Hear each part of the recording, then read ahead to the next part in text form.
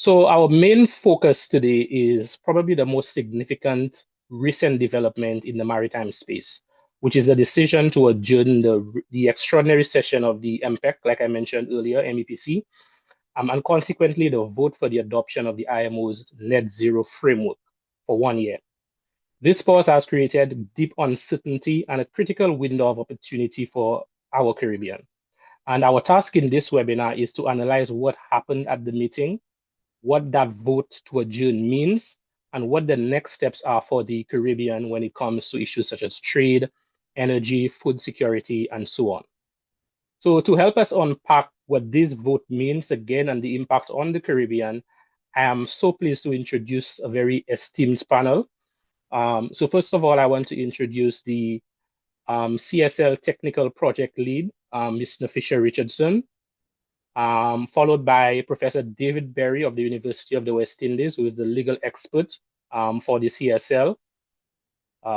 Then we have Dr. Dale Ramlakan, who is the CSL expert on all matters decarbonization, followed by Mr. David Forgini, who is our expert on all matters food security.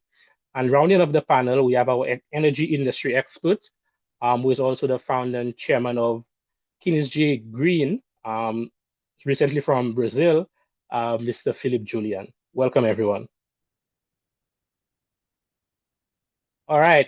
So before we jump into the heart of the discussion, I'm first of all going to point to you, Nafisha. Can you just contextualize this for those in our audience who have not heard about the Caribbean Shipping Lanes project? What exactly is the CSL project? What is the mandate of the CSL project? And what was the specific role of the CSL in supporting the Caribbean delegations at the recent IMO meetings? Thank you so much, Niles. And let me start by saying what a pleasure and an honor it is to be a part of this very esteemed panel. Some young men that I look up to. We have persons who were, for instance, my former dean at the University of the West Indies, Professor David Berry, and I'm sure once you're a lawyer or someone that's interested in law around my age, you would have had an interaction with Professor Berry, Dale Ramlakan, David Forgini, Philip Julian. It's a very, very exciting panel. So to answer your question, I think we need to take it back a little bit. When the 2023 IMO GHG strategy was adopted, it was indeed a historic moment for global climate action. You know, the IMO was taking on the mammoth that is climate action. But at that time, the Caribbean region it wasn't very present. It was barely present. And the climate negotiations at the IMO, we recognize they required a very different set of skills than the usual maritime discussions. You had climate science coming in, very complex economics, legal drafting, and strategic diplomacy. And just to give you some numbers, at MEPC 80, only 4 of the 16 Caribbean IMO member states were in the room. And at MEPC 79, before that, only 2 had participated. And that gap was really a wake-up call for the region. And I think it became a starting point for the regional journey. So in response to that, partnerships grew with the Belize Port Authority, the United Nations Foundation, and the University College London, who began working together to strengthen the capacity of the region. Jamaica, Grenada, Barbados, and Trinidad and Tobago soon joined. There were 2 coordinated sessions in early 2024 to prepare for ISWG 16 and MEPC 81. And then we had St. Kitts and Nevis coming on board, and my home country, St. Vincent and the Grenadines, also coming on board. And here we saw, you know, the building of a coalition, the building of a foundation for something that a lot of people thought was impossible, seeing the Caribbean truly aligned at the IMO and forging a meaningful partnership with fellow SIDS on shipping emissions. And with this momentum, the University of the West Indies Sridath Rampal Center stepped in to really help to bolster and deepen the region's technical capacity. And with support from our regional partners like MTCC, Caribbean, and others, we began delivering specialized training on the 2023 strategy. But Caribbean shipping lanes wasn't created then. It was thereafter through the brilliant work of our project lead, Dr. Janice Remy. She conceptualized the idea of this dedicated mechanism to support and sustain this level of coordinated work. And that's how the Caribbean Shipping Lanes project was born. And it's now housed in the UESRC. So to tell you a bit about what the project actually does, we have four main areas or pillars of work. We have our substantive advisory work where we really support delegations with the technical, legal, economic, and strategic guidance, and that's where our experts come in. Then we do outreach, national consultations, regional consultations. We've held over 10 consultations across the region in person, speaking to various stakeholders, private sector, persons in the tourism industry, the shipbuilders. We had various persons in the room speaking with each other to understand what the needs were. We do training and delegation support to equip our negotiators, our officers, and bring in those climate professionals as well to understand what the skills that they need to engage effectively at the IMO are. And then communications, which is growing as a need for us in the project to spotlight and highlight the work that the region is doing. So the project is funded and supported by the United Nations Foundation with technical support from UCL, from CMU, and well, in the beginning stages, the Belize Port Authority. And the impact to date has been visible. So I invite everyone to check out our website, a little shameless plug, to also go and look at a document called The Caribbean Perspective, which is our journey document that really tells the story of CSL, and we look forward to continuing to serving the region as we proceed in this 1 year and even further. Yeah, thank you, Nafisha. And definitely some very high stakes work being done by the CSL to ensure a very unified Caribbean voice. And of course, we see that the work of the CSL is critical now more than ever, given the outcome of the last MEPC meeting. So there was intense media coverage leading up to the extraordinary meeting of the last MEPC meeting in October, focused on, of course, like we mentioned, the net zero framework. States ultimately voted for the adjournment of that meeting by 1 year, ultimately deferring the vote on the adoption of the net zero framework. So first of all, I'll go to you, Professor Berry. The delay suggests that major hurdles definitely still exist. So in legal but very plain terms, can you explain to our audience what this delay means and how the IMO procedural rules allowed for it to happen?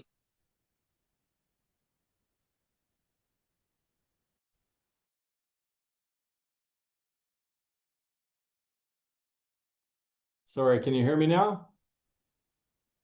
Yes, Can you Professor hear me? Berry, we can hear you. Okay, and Yeah. can you see the slide?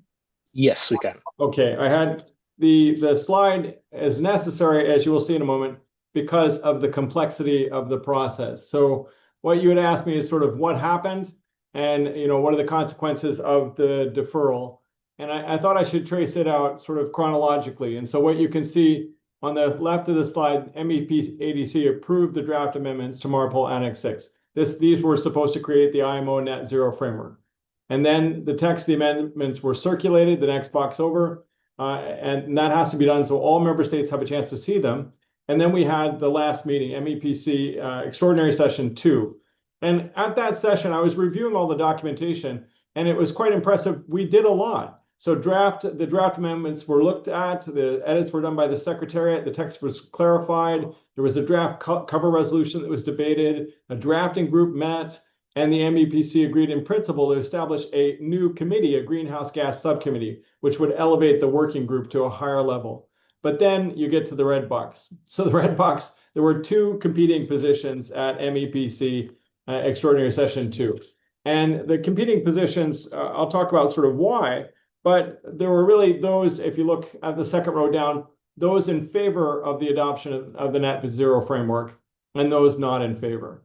And then those in favor argued for an easier, more expedited adoption procedure. They wanted something called the tacit acceptance procedure, whereby the amendments would enter into force by a certain date unless there are substantial objections. And that is the procedure currently used at MARPOL by the IMO. And so it's the normal procedure.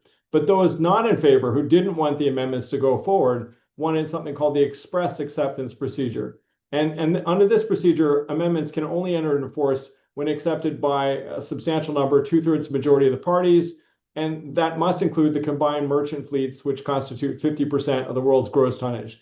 Now, some of the treaties which have been subject to the express acceptance procedure simply were never adopted because it was too difficult to do. So these two competing positions came to a flare point at MEPC Extraordinary Session 2, and then there was a critical moment. Brazil had taken the floor, and Brazil was, we're fairly sure, going to make a motion to vote in favor of adoption of the amendments. But the Saudis, supported by the US, made a point of order. And under the IMO regulations and rules, a point of order takes precedence over a more substantive position. The point of order was simply that we should vote whether or not to have a deferral of the actual vote over the amendments. So in other words, the Saudis said, let us not decide now, let us defer a decision until later. And then in order to decide that question, there had to be a vote. The vote was held 57 to 49, only required a simple majority of those voting, and therefore it passed. So what has happened then is that the amendments are still in train. There has been no vote on whether to adopt or not adopt them.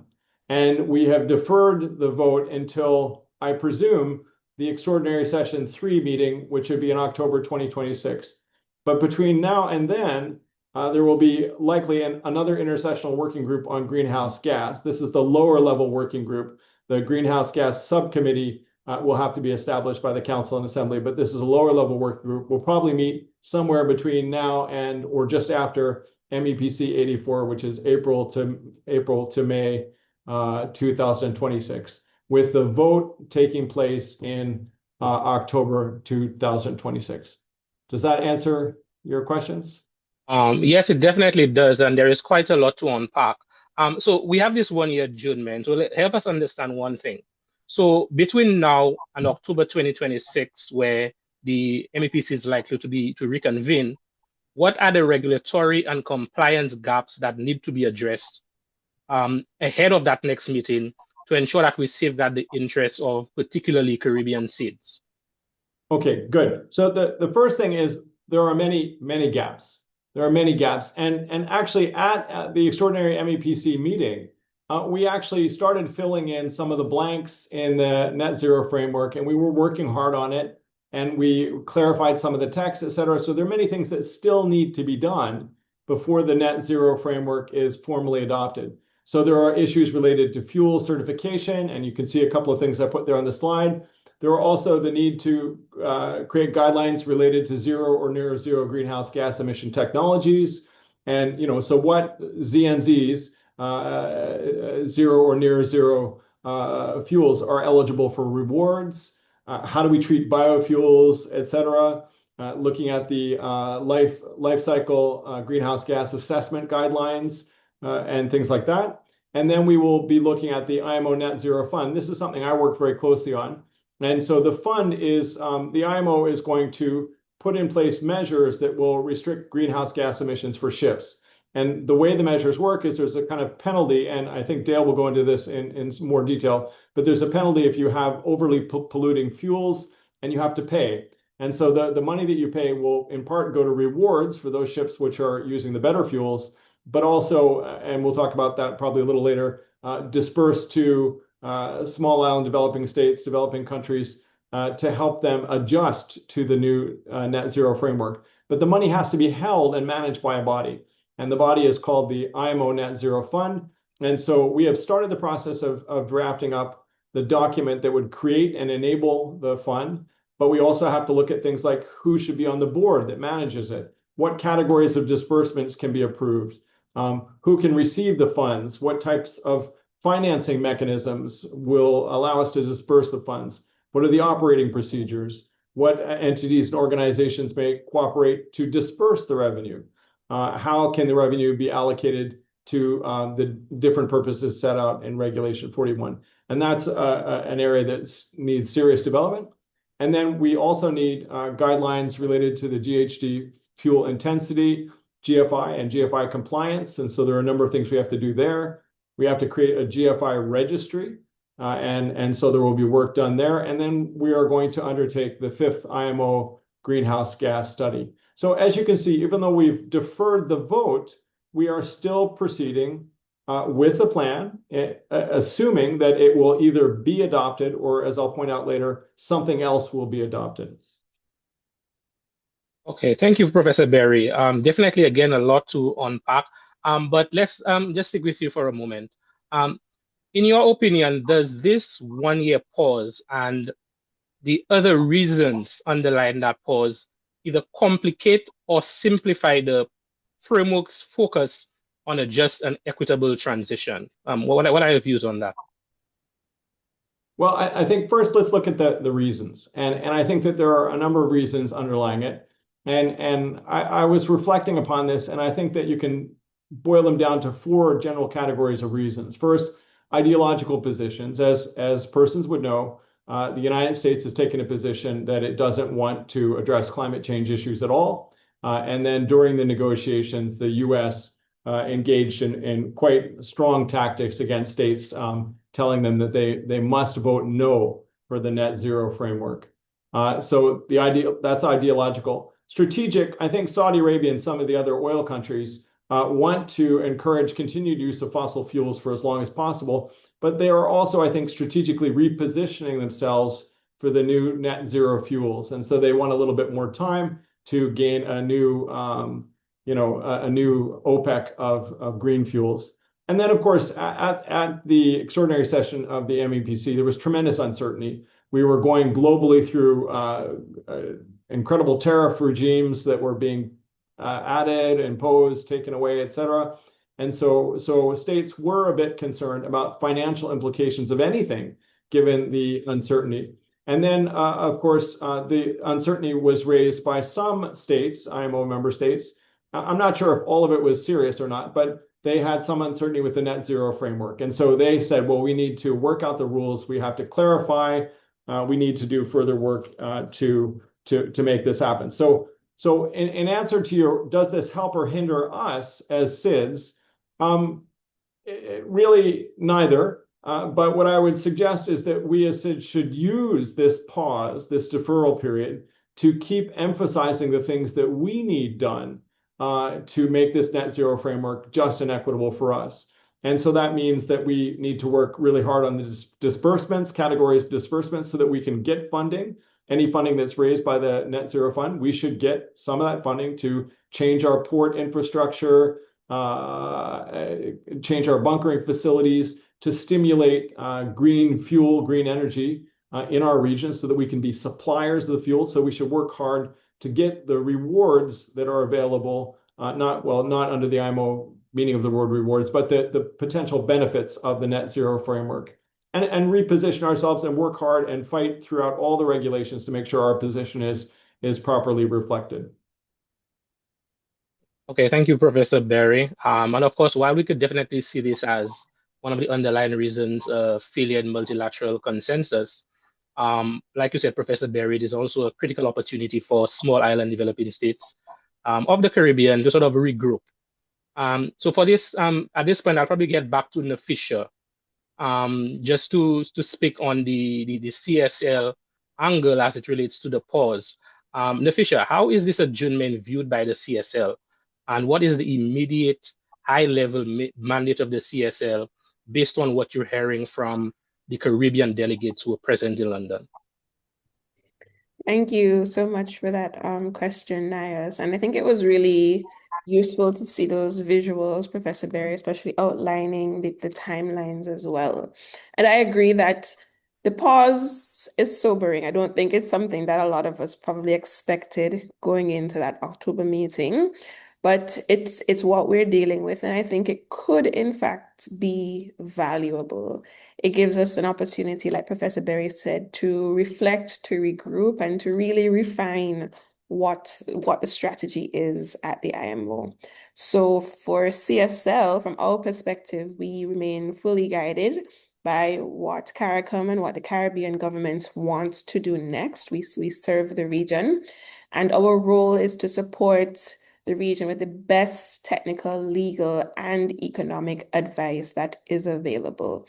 So we hope to do a lot more assessments into the possible impacts. What would be the needs, for instance, at our ports, the types of fuels that we will need to be able to access. And like we mentioned, the 1 year pause is based on a procedural question. And so we need to pivot towards more concrete actions with that, truly trying to hardwire the Caribbean's decarbonization efforts and try to get it into our more long-term development architecture. We've already started that process, trying to look and see, speaking to the delegates, hearing what are they thinking post that meeting? Who do we need to speak to going into the next year?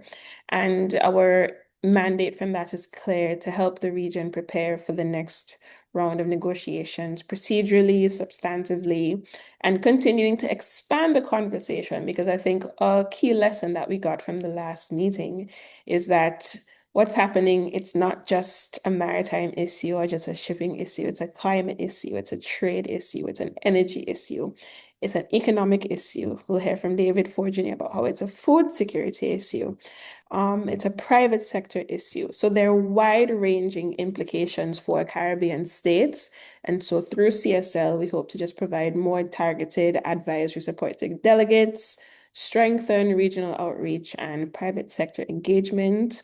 We're investing in communications to try to build public understanding, because we even saw the general public gaining an interest in what happened in October as well, and expanding our technical training so that the Caribbean delegates participate with the utmost confidence. So we see this as a moment to grow our partnerships and ensure that the Caribbean is ready for the actual transition and not just negotiations.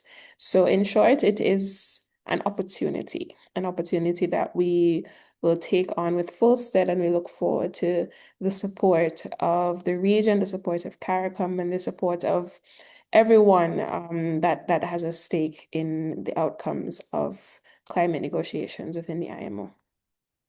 Thank you very much, Inefisha. And I mean, you were very right when you mentioned that. I mean, the pivot must be informed by so many different realities. And our experts will definitely, help us understand some of these.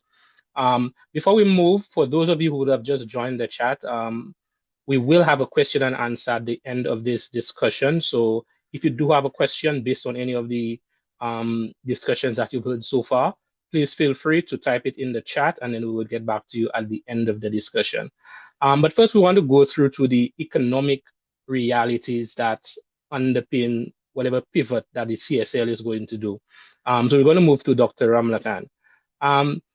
Ramlakhan, your expertise covers not just fuel, but the entire decarbonization pathway, if you will.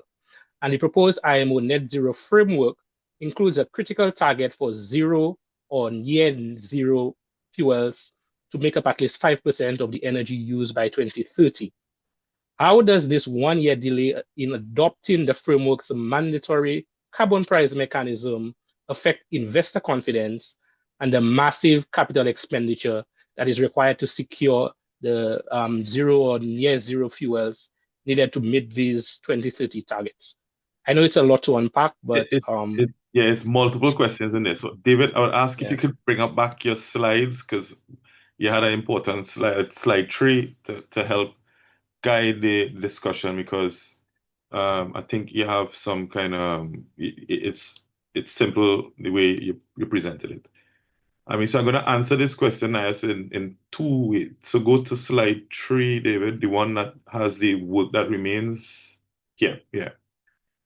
So there's as David was mentioning, there's a lots of work that remains in completing the net zero framework. and making it a complete document. And that work continues. And we have some members I've seen in chat who working assiduously to continue this work. So around ZNZs, the reward mechanism, and also the GFI calculations.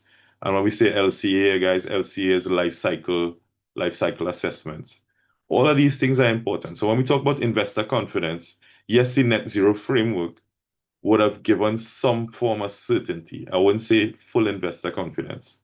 And this, so I'll take it from the global perspective first, because some regions are already advanced in production of fuels as compared to others.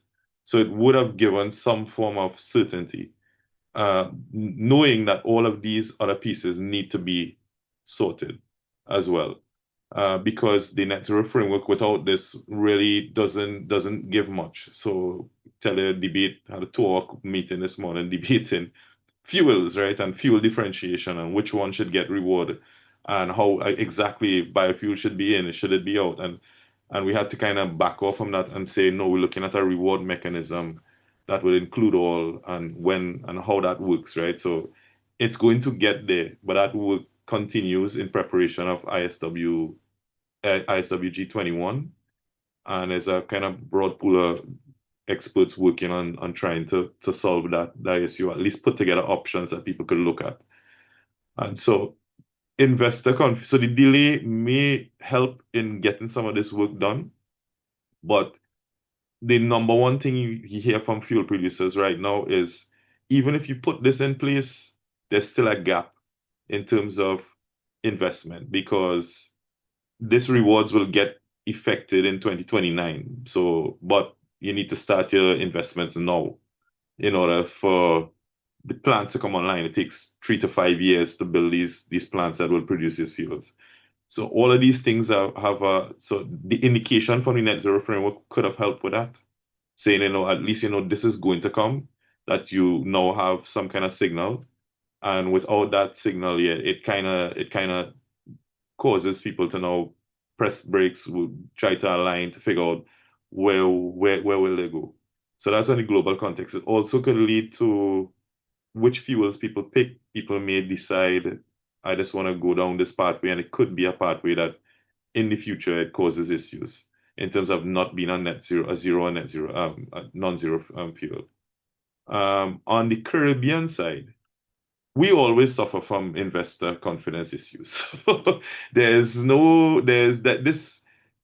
impact on this, I mean, it could make it slightly worse, but we already had issues, and we've been trying to help balance the scales, because an investment dollar in Europe is different from an investment dollar in the Caribbean already. And one of the mechanisms of the net zero framework, other than it being just and equitable, in the next tenet that it's based on is having a level playing field, right? So a level playing field means the investment dollar must be equal. It must be equal in any region. So we already suffer from high capital costs, vulnerabilities from higher risk premiums from disasters. We suffer from different productivity levels, lack of, in terms of industrialization in a lot of the places. So different factors that already affect our competitiveness. And so investor confidence, we're going to have to work on all of that as well. And one way to do that is obviously we're going to need to be able to kind of work together as a region, as Nafisha say, because this for us it involves not only trying to produce fuels, and we've identified ourselves as a fuel producing region, mainly from the exploits of what Trinidad has been doing, and I mean Philip will take the rest in terms of where the rest of the Caribbean is going, but being a fuel producing region who's now a nascent fuel producing green fuel producing region, competing against existing regions that already we advance, we're going to need more investment earlier and faster, accelerated investment. And we're talking about, I mean, Nafisha touched on some of it in terms of fuels, fuel production, ports, and port modernization, and all of those things will be things that require capital investment. Yeah. Okay, wonderful. And while we're still on the economic realities, Dale, what course of maybe just 1 second. What other specific economic risks that now intensify the Caribbean shipping ports could you probably name due to this prolonged uncertainty? Well, What other economic risks are at play?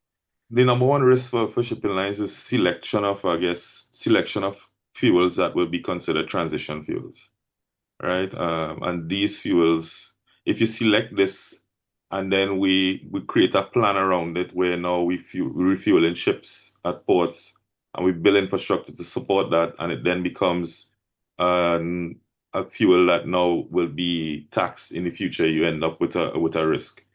So that risk of having to work with cruise ships, shipping lines, ports, we need to work out exactly what that plan would be for what would work for today and what would work for 20 years from now. Because so it has to be whatever we build, we're going to have to be able to future-proof it and be able to transition it from what we need for short-term measures versus what we need for medium and long-term measures.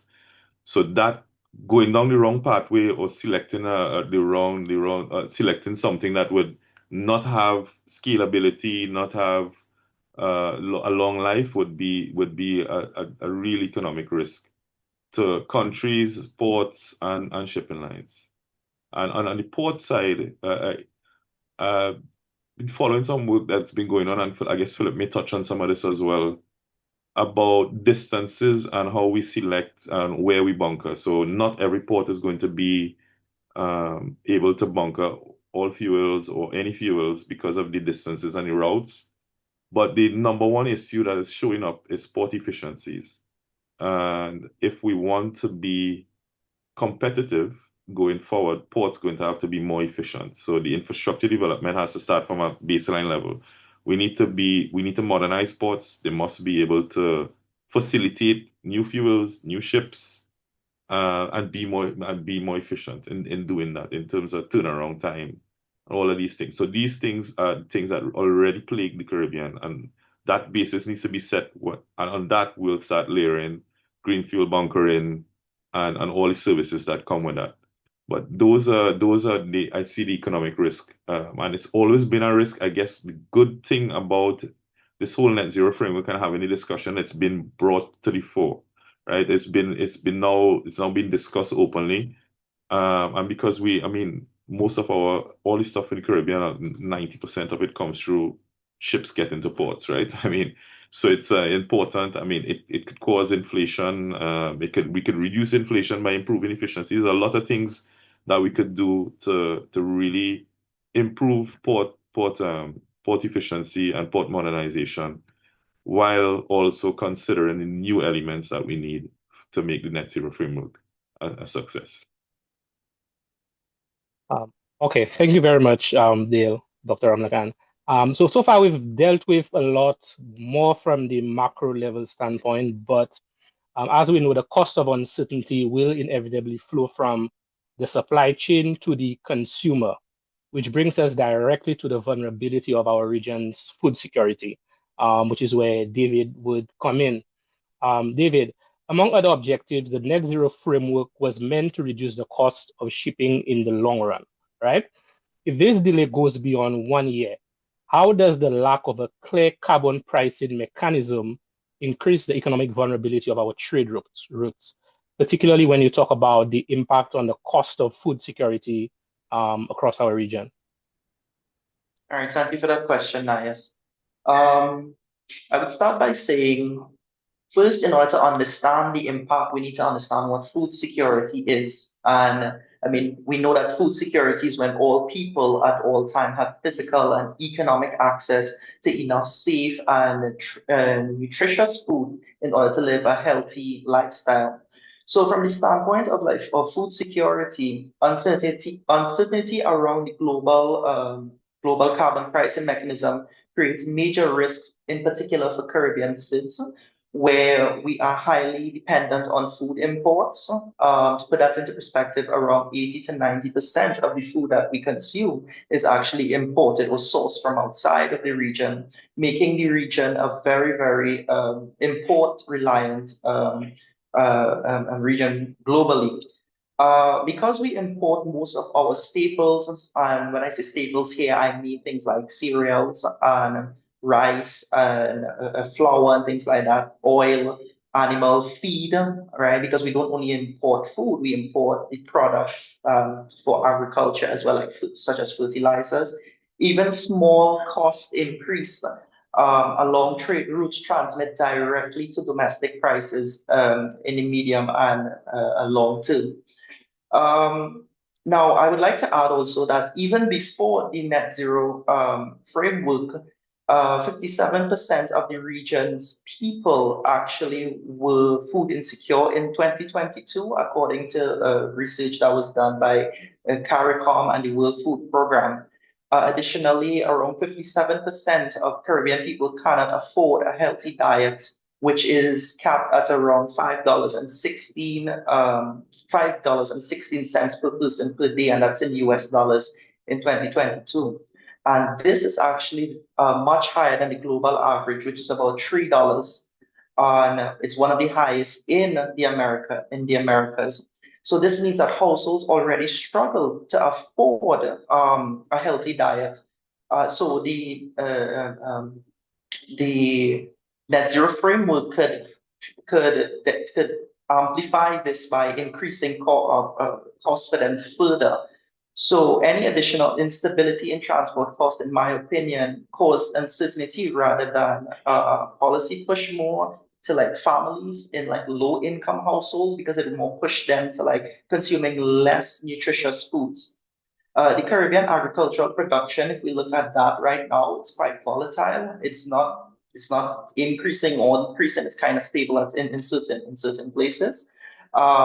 But local food production that we have right now cannot change quickly to match demand. So we need to import more and more. So when prices increase, we looking at people's incomes might remain the same. So that then what will happen is that people will pay more for to consume. And they're paying more to consume, they now would move away from consuming healthy products, and we could see maybe an increase in the incidence of malnutrition and NCDs and these things within the Caribbean region. So I would say, in short, that the absence of like predictable mechanism increases transport cost uncertainty, which then directly flows into higher food imports, which then reduces in our affordability of healthy diets, and then it could further increase food insecurity and vulnerability of the Caribbean people. I hope that answers your question there. It does, and that is a very important discussion. So we'll stick on it for a Yeah. little bit, because Yeah. a lot of people don't actually make the distinction or the connection between shipping and the cost of goods at the supermarket. So Correct. I know for the average person who would have looked at this webinar and who would have signed up, who knew absolutely nothing about what it is to be food secure or food insecure, can you tell us what exactly this means for the Caribbean household and the long-term costs of actually affording essential goods? How directly are these IMO negotiations linked directly to the average kitchen table in the Caribbean? That's a very interesting question and relevant one. It's very much linked because, as I said before, we depend a lot on food imports. Like I hear most people in Trinidad, I can speak for Trinidad when they say, we support local, but when people think of supporting local or eating local, they think by cooking the food at home. That's what they understand to be eating local. But when you look at the Caribbean plate, when most of the Caribbean plate constitutes staples, and so rice and flour and things like that. We don't really produce much of that here. That is actually imported within the region. So I would say that since most essential products are imported or come from outside, when transport costs rise because of uncertainty, of course, then that cost is actually translated to the consumer, it trickles down to the consumer in the end, because when ships need to pay more to bring in the products, of course they would have to pay. They would then pass that cost on to us, and that comes down to higher food prices within the supermarkets. Um, and then, as I said before, that then comes down to what we consume on when prices go up for commodities, what will happen is people might substitute away from more healthy products like fruits and vegetables and these things, and they might consume more high calorie with foods that are more cheaper but they're less nutritious, right? And that in itself leads to a problem, because we need a certain amount of nutrients each day. And now, if you can't afford those nutrients, and you're consuming foods that are more calorie dense and less nutritious, you might have to make more trips to, like say, the doctor. You don't have your income might done be fixed already. And because within the Caribbean, it has been shown that food actually takes up a large share of our income expenditure, our expenditures. So when food prices go up, it does affect communities, and those that would be most affected is those that are living in my opinion, would be those that are already vulnerable, which are those who are in rural communities, right? Maybe children, maybe pregnant households, mothers. These people, they might be able to access the nutrients that they need.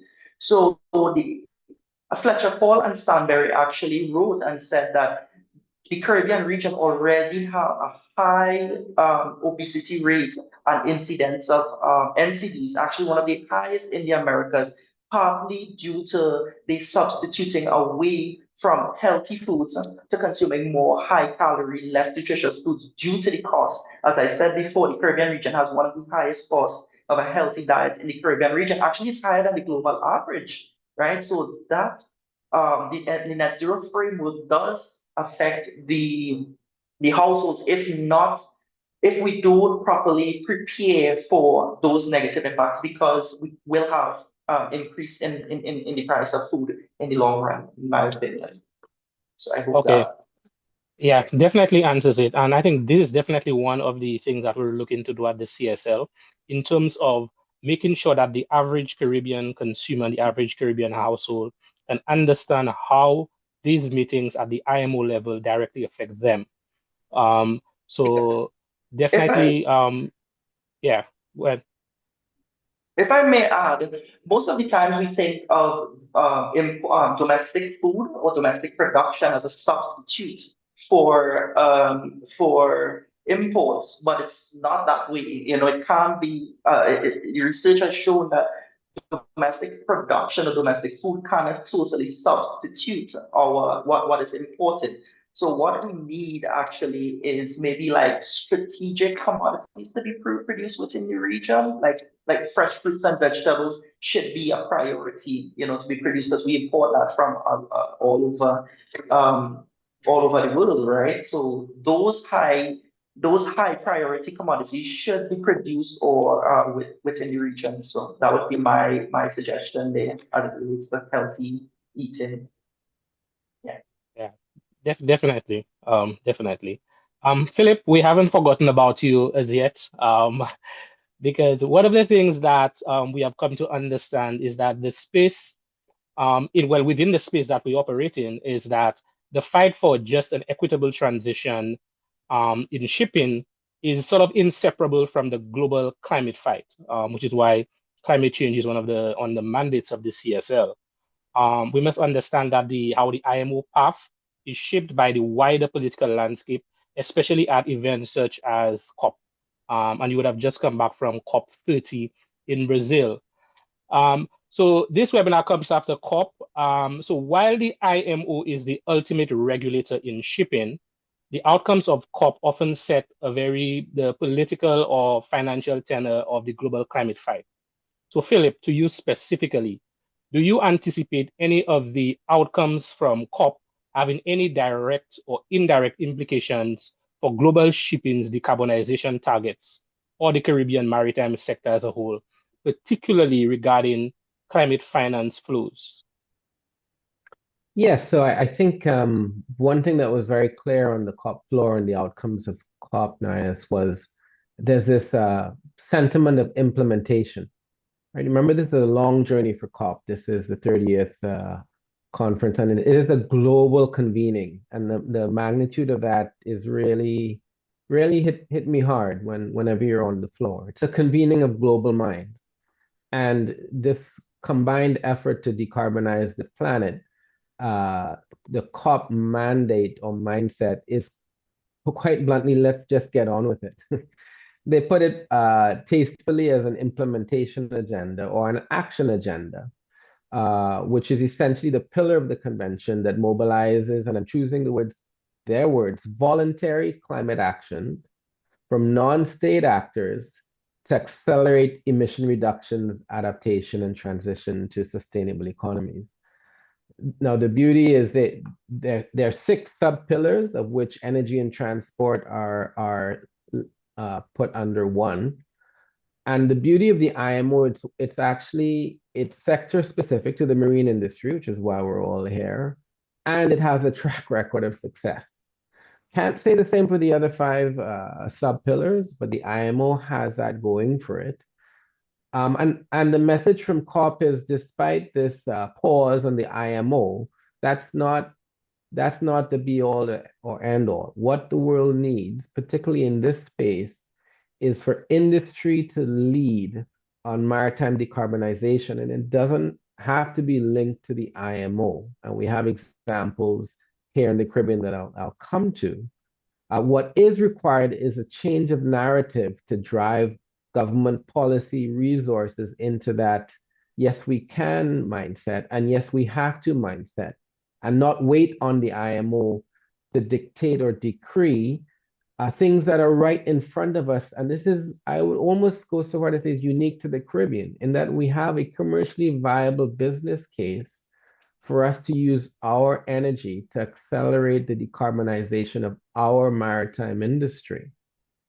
I want people on the call to stop and reflect on this. This is not an academic exercise. There's a reality here that we in the Caribbean have the opportunity to use our God-given resources of sun, of wind, of geothermal to fuel, figuratively and literally, the maritime industry that careens through our shipways on a regular basis. I mean, we have the world's largest cruise ship industry right here in the Caribbean. It's good business sense. They would love to be able to get their power from our shores as from a renewable energy source instead of burning fuel from fossil fuel sources. They would love to be able to get fuel from the Caribbean islands, whether it's green, blue, yellow, or red in color. Just the benefit of being able to get fuel from the country that you're docked at makes logical business sense. So when you look at all these factors from where the Caribbean sits, and you look at the COP mandate of implementation and get on with it, and to change the narrative, what people are left with is, let's use examples from, in our case, in the Caribbean, to demonstrate that this can happen because it makes sound economic, good sense, despite or in spite of or waiting on the IMO to impose regulations on it. I mean, look, while I was there, I had the privilege of visiting Fortescue's Green Pioneer. It's the world's first ammonia ship. I mean, I walked in, and the chemical engineer in me loved it because it's a practical example of something that is actually in operation being fueled by ammonia. We find ourselves at Chemistry Green working with the IDB on looking at 7 ports on their green shore power readiness or their green fuel bunker readiness. We're working with Dominica. They're looking to use their geothermal to make green ammonia as an e-fuel for the maritime industry. We're working at Antigua, who's saying, look, we're putting up our hand. We want e-fuel to be available to our shipping customers by 2030. and this is not, none of those that I called were in service of the IMO's imminent or expected mandate. And I think what's the beauty out of all of that, you talked about the new climate finance flows, and there was a lot more released or approved for sustainable fuel development and adaptation and all of that good stuff. But they're all looking for homes. And the homes that they'd love to come and roost in are cases or projects that are demonstrating the commercial viability or the commercial possibility of many of these e-fuel projects that they can then slot into to make the Caribbean get over the line and be on an equal footing as to the rest of the world to by having that climate finance slot in very definitively to make those projects commercially viable and real. And to Dale's point, attract investors powerfully back into the Caribbean in this space because it just makes good business sense. Thank you for that, Philip. And you said a lot of important things and a lot of forward-looking. So I'm going to throw at you probably a more difficult question, right? So based on what you just said, how exactly would you advise the delegations or whatnot, to approach the delay in the adoption of the net zero framework, ensuring alignment both with the IMO positions and with the COP positions or COP outcomes? Okay, very good. So I think the COP and the IMO positions are aligned in a common objective of decarbonizing the maritime industry, because that contributes to decarbonizing the world. I'm going to steal a quote from my friend Catherine Palmer from the UN Climate Champion. She said something very powerfully in this, and it's time for a political response, not a political reaction. In other words, all that I just shared is talking to each of these governments being able to discern for themselves the benefit to their country and to their people of embracing the e-fuel transition that we're all talking about. You know, our previous speaker spoke about food security. There's the energy security that arises from the maritime industry becoming commercially viable for the entire Caribbean. So it's really, I talked earlier to changing the narrative. I would offer for the political directorate and the state actors to embrace the consideration of the e-fuel conversation, the e-fuel business, the maritime industry business being taken on and endorsed and advocated for, not in response of what the COP or the IMO are inevitably going to lead to, but primarily from the case that it just makes good economic sense. And by extension, it will help decarbonize the world that we all live and share. Wonderful. Thank you very much, Philip. And of course, we'll get back to all of you during the question and answer segment. Again, if you just joined us, please feel free to type your questions in the chat, and then we will get to them during that segment. So basically, so far, we've analyzed the risk, we have defined the mandate, and we've established the global context, as you may. So the final part of this discussion would focus on the execution, the deliverables that will make the Caribbean ready for a vote if it happens to be called in 2026. And to sort of start us off on that last segment, I will go back to Dr. Ramlakan. So the adjournment gives us 12 months of valuable time. Looking at the bigger picture, Dr. Ramlakan, what is the required technical action by the Caribbean delegates during this 12-month adjournment? And how will experts such as yourself and everyone else on this panel position yourself to help them navigate the fuel and infrastructure uncertainty, among other things, during that period? Thanks, Nias. So I think, I mean, I don't want to speak and I don't want to put words in delegates and countries' mouth, but I mean, a general consensus from the group that was at the IMO, it would be around impacts, right? I mean, a lot of them trying to understand this fuel impact, what it is. And there's been a lot of modeling on it. but very specific modeling have been mainly generalized. People want to know based on their country exactly what would be the impact. So I think again taking a stab of and when we did some of this analysis, it was done before April and before the adoption. And so now I think this time gives us this ability to kind of refine those assessments and the regional impact, especially on the fuel and the impact of types of fuel and costs that it would trickle down. And that would feed into all the other stuff that we talked about before in terms of food security and all of that. But I think some of that clarity needs to be there so that confidence from the region to say, well, okay, we understand this impact and we know exactly how we want to proceed. For myself and from the experts, I mean, the work continues today, right? The work is ongoing in order to prepare for ISWG 21 and MEPC 84. All the stuff that Dr. Berry, Professor Berry showed on his slides, those things still need to be solved. And what we've been trying to do is present options for the Caribbean, basically to keep the playing field level, to try to get fuel production established and recognized as the region as a recognized fuel producer, take into consideration the issues we know with the region and investment.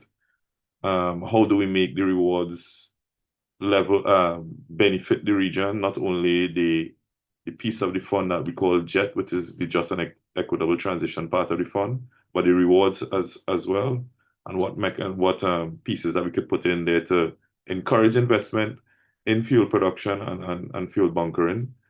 And so those things are ongoing work that really happens. And we always looking for feedback here, and I'm hoping in the question and answer segment now is that if we do have member states here, they do kind of put out, how they would like to see CSL really help them. And we do have regular sessions with that, trying to answer their questions, also trying to get into the groups so they're informal groups across the globe, continuing to work on these topics. And we're trying to make sure we position ourselves to be able to influence those groups and bring our perspective, bring our expertise and our points of views, so that it makes sure that whenever these regulations do get adopted, the Caribbean is not left behind. Wonderful. Thank you very much for that, Dr. Ramlakan. And I have one question, and I'll direct it to Professor Berry. You would have mentioned some parts probably of the response earlier on, but just to bring the discussion full circle, right?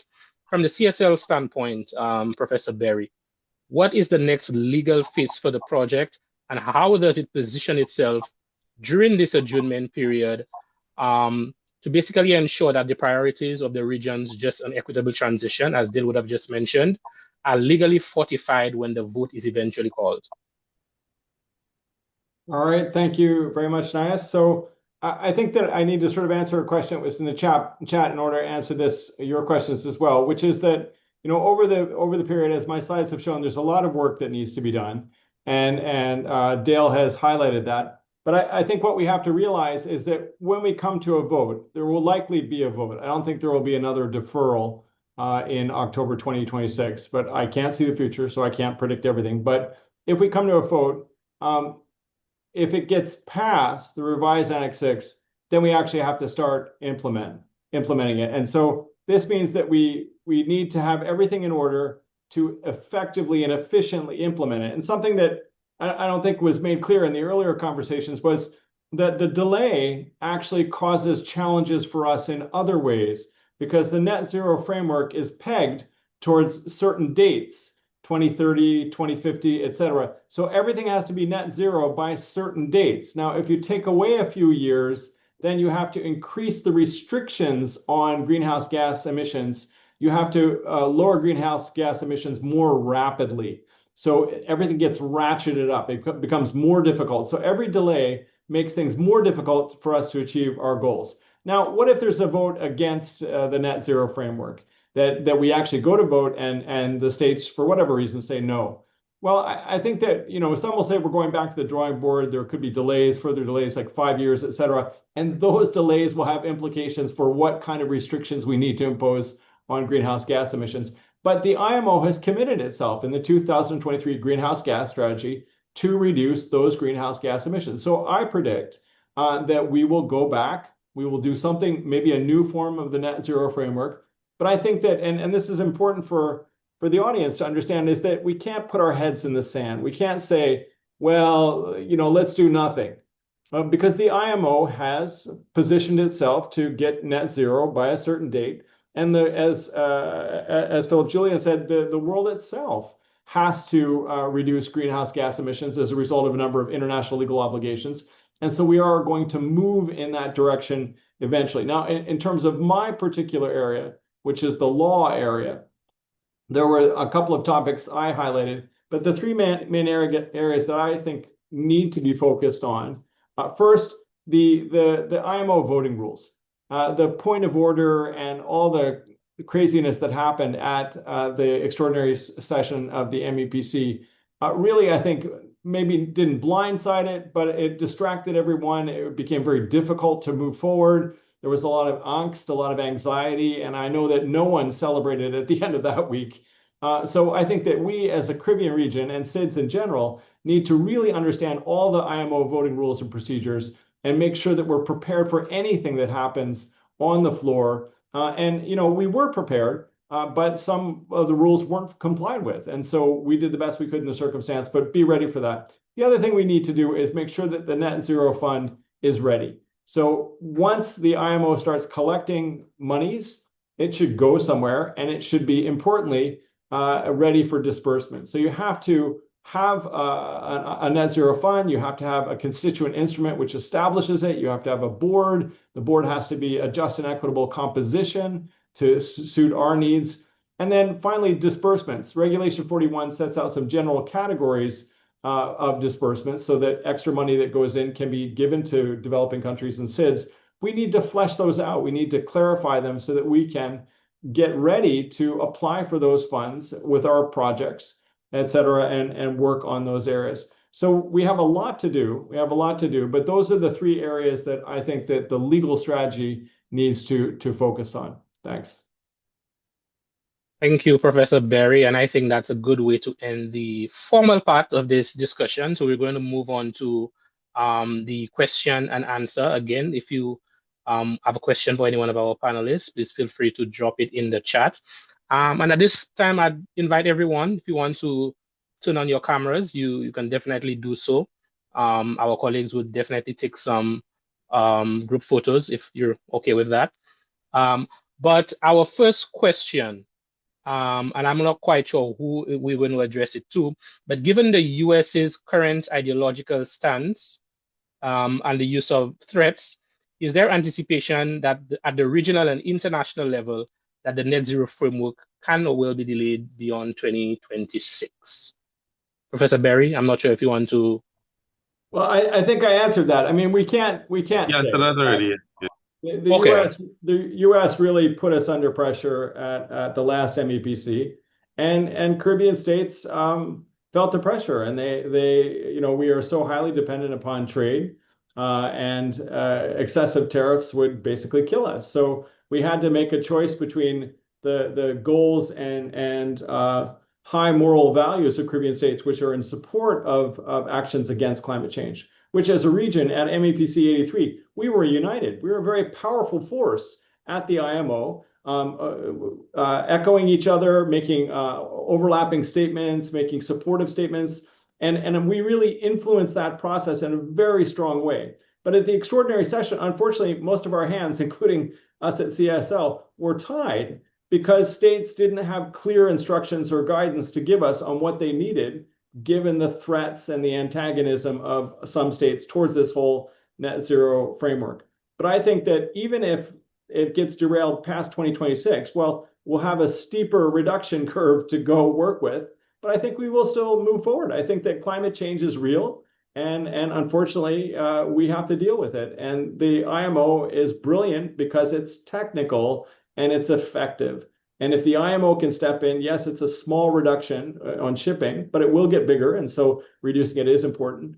But it's an effective reduction. So COP meetings are fun. You have politics, you have grandstanding, you have delayed negotiations all night long. The IMO tends to be more workmanlike and they get things done. This was unusual, I think, in the history of the IMO, and we will overcome. Thanks. So one point now has to add to this that we didn't get into is regional regulations, right? So the risk that we run, we didn't bring it up, but it led from David's point of view. Now it leads into that.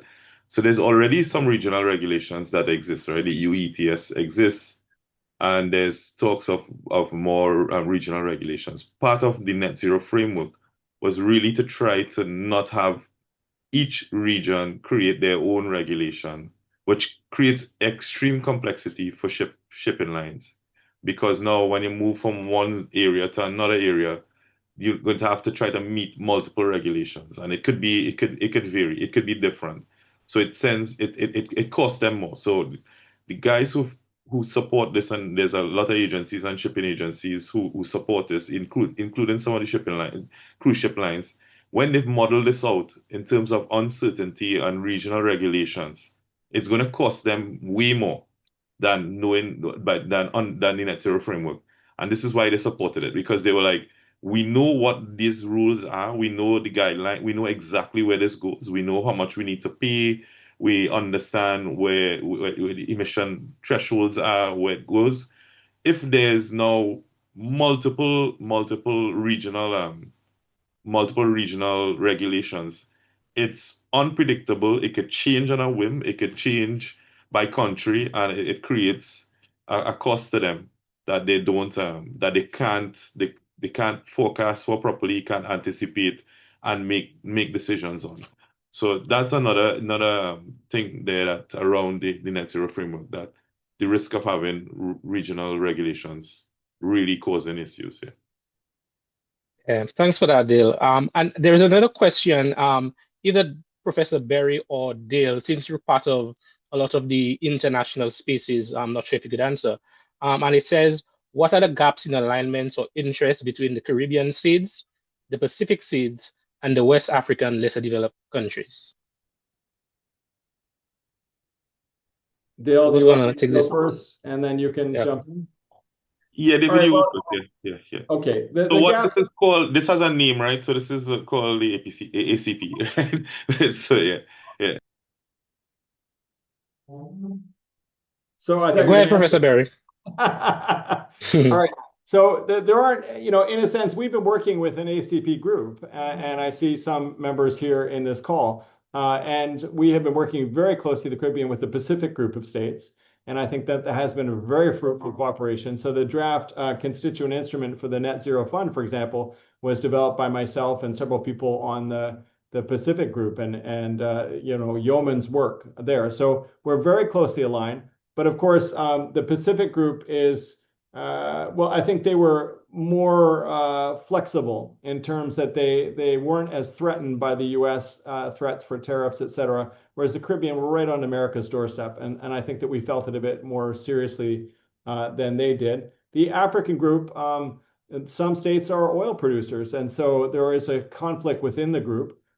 Pacific and Caribbean states, I mean, we do have one Caribbean state, which is a substantial oil producer, well, two now, but nevertheless, I think that we were reasonably united in MEPC 83. So I don't think that there's huge amounts of water between us, but it's really the divisions tend to be between major oil producing countries and major economic or shipping countries, and we don't really fall under too much of that. So I don't see that there's huge water between us, but of course, if someone threatens you on your key industry, we'll see what you do. And so that's always a factor to consider. Okay. Okay, since we have very little time left and we have a few questions to get into, the next question I think is directed towards David. What policy measures should the Caribbean governments consider to safeguard food security while also supporting the transition to a greener maritime transport under the IMO Net Zero framework?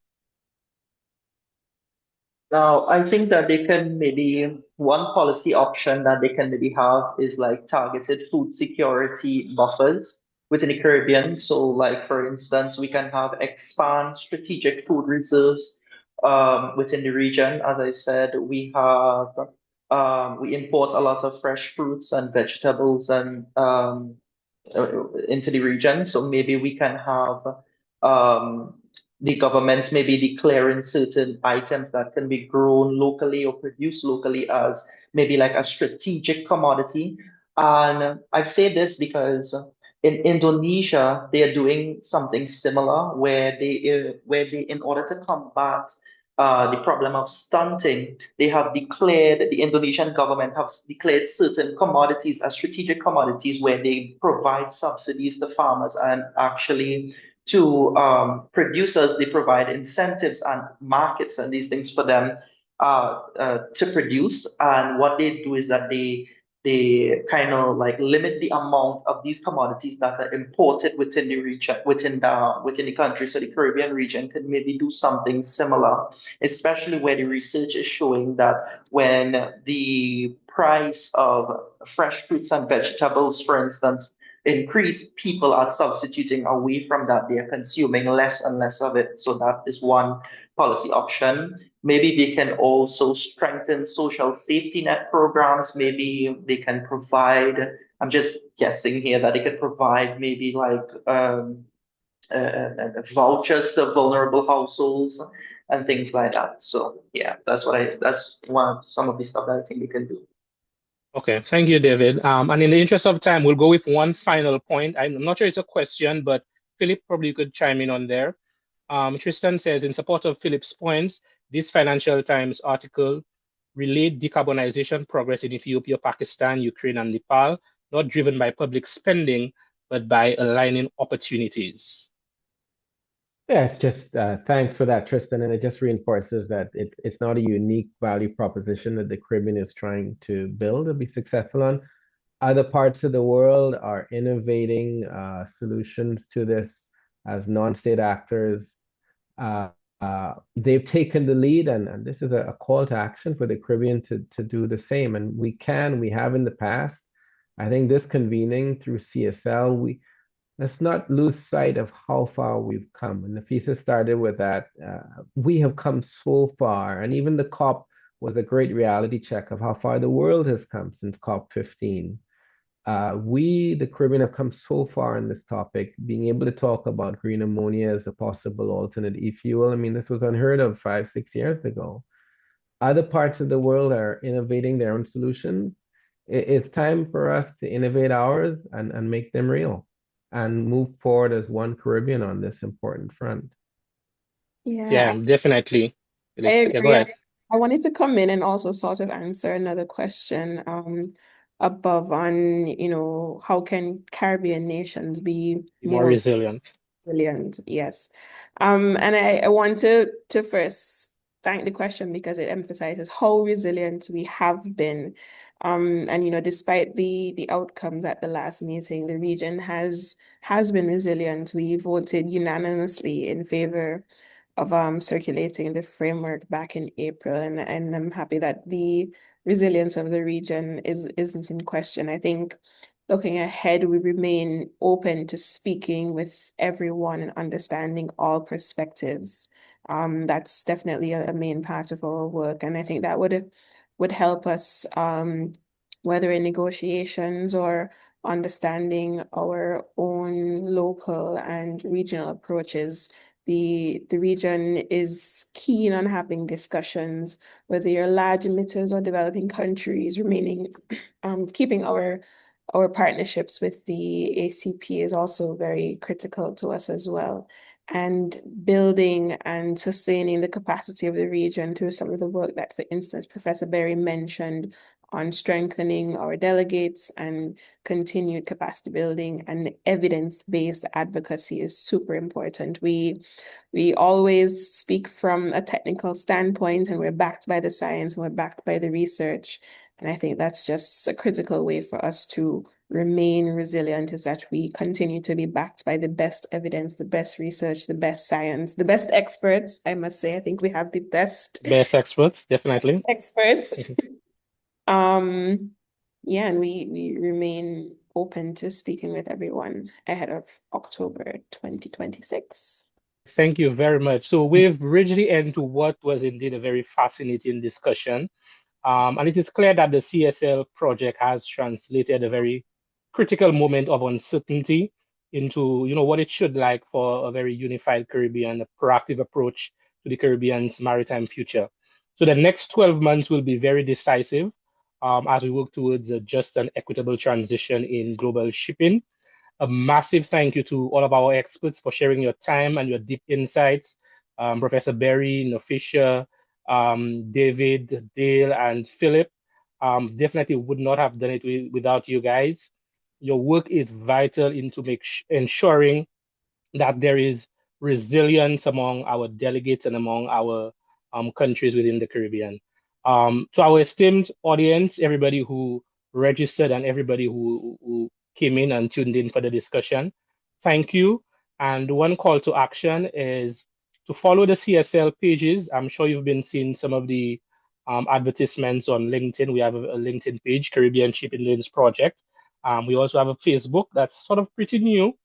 So please go over to Facebook and go over to LinkedIn and like our page to get all of the updates as it relates to anything shipping and maritime within the Caribbean.